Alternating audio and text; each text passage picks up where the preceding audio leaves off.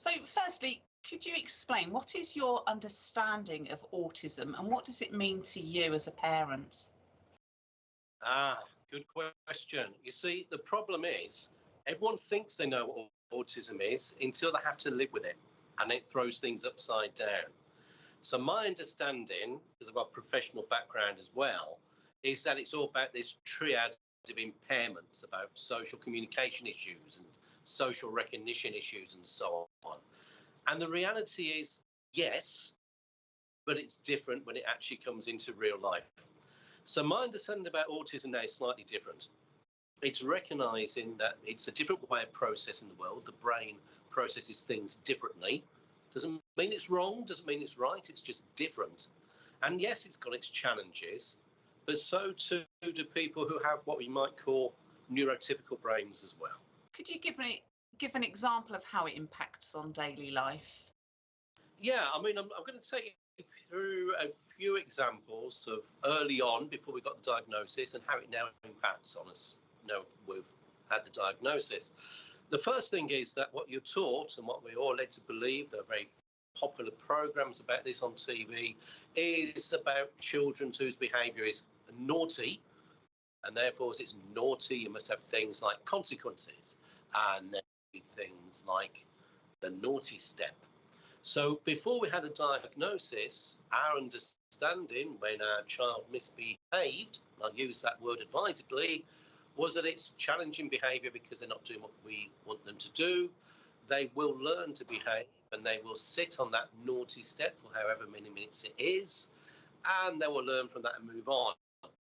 The problem is that doesn't work. And that doesn't work because it's not a behaviour that that child has chosen to exhibit. It is a response to something going on.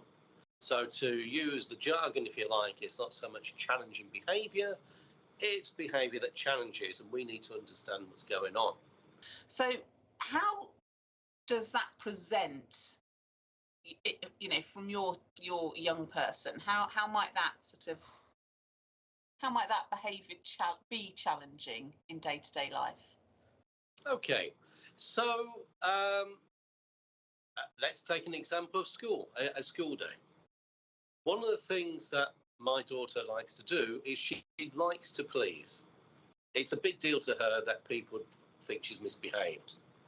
She's so keen on trying to please that she'll become focused on a task. If she becomes focused on a task, it's very difficult then to move her off that task, even though half an hour ago we should have moved on to the other thing she's got to do. This will then mean that rather than saying, okay, it's fine, I've done the best I can, let's move on, she'll keep going. As someone tries to persuade her to move on from it, then she'll start to get angry. When she gets angry, she'll start to swear, and she'll tell you to F off. Other words you can substitute at your own wish. And having said that, what then may happen is she'll find herself almost chastising herself internally, and she'll go storming off, and she'll be in tears somewhere because she's behaved in a way that she felt was not acceptable, and is now going to stop her getting the approval she wants from the people she's with. So when did you first realise your daughter had autistic traits? So you mentioned you had an inkling before her diagnosis. So when was it that you started to put these things together? Okay, so it's difficult to say specifically because, to be honest with you, we didn't know that we were thinking about autism, but we did spot there was something not quite right. So we had various things. We already had one daughter, her elder sister, and we noticed as certain milestones came, our daughter with autism didn't quite match up to them. So she wasn't speaking as much as we expected her to be at certain ages, and it was delayed. There were issues with toilet training that took longer than we expected to happen.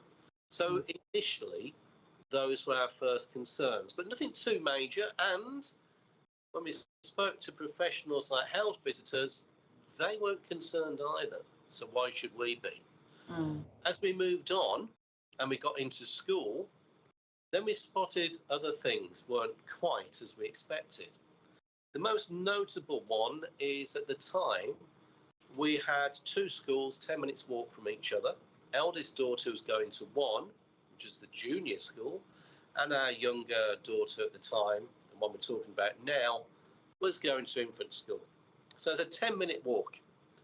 Now, persistently, in between the two sites, our daughter with autism would scream and shout and would make a big deal that she wanted to be carried, she didn't want to walk. And we took that to be honest, lazy, just being lazy. And we remember saying very clearly, if you do not walk, you won't get there. We will tell your teachers, thinking that would be a way of spurring her on. Didn't work, made her more distressed. Then we went down the route of saying, okay, we're not carrying you, we'll leave you there. And to my shame, I have walked off to go to leave her. And all that did was cause more distress. Understandably, I'm not defending it, I'm just explaining.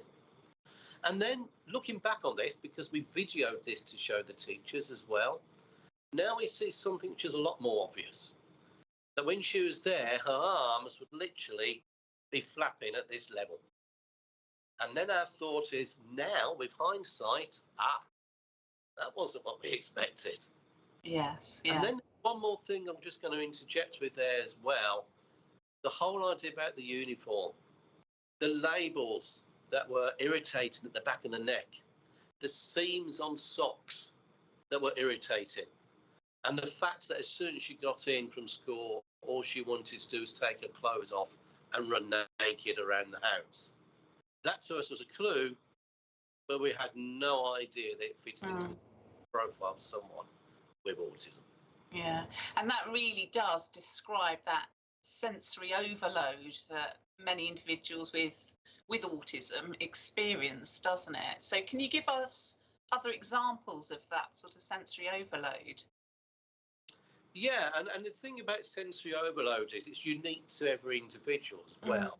Mm-hmm. And it's recognised it's not just the sensory overload, it's dealing with it. I mean, one of the classic examples with girls is that the mask. I'm not saying it's just girls that mask, I know boys do too, but girls are well known for masking. So before I come back to that point, I'm just going to take you down another little avenue to explain something.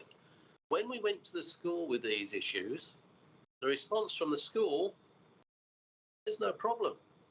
We don't see this behaviour at school. She's fine. She does her work. She is, in their words, a high achiever, which, by the way, is another issue. When people talk about high functioning autism, it is only high functioning in the right environment. So to give a few issues that were sensory issues of overload, I've mentioned the clothing, but also the hustle and bustle of other people being around. Too many voices, too much background noise, not enough background noise, because one of the things that helps her to focus is having some music in the background. The idea that it could be too bright and that affects her as well. So there's multiple layers, everything from the social and the sensory overload there, right through to the physical that you might think about. Can you just tell us what it was like for you as parents when your child was diagnosed with autism? I think there's two stages to that. If we can, I'd like to explore two strands. One is the process of getting diagnosed, and then there's that feeling when that diagnosis is finally made. So if we go down the route of the process, the first thing is that it is very difficult to get someone diagnosed. There's massive demands on the support services out there for children, as there is for adults. We know that for a long time we were trying to get an assessment, but it wasn't recognised at school, so we didn't have that support there. We did eventually, don't get me wrong, but we effectively had to compile a whole diary and bring that in, and then we had to educate children, staff, on the cues to look for, because by now we'd started to research this ourselves. So they were then able to help us.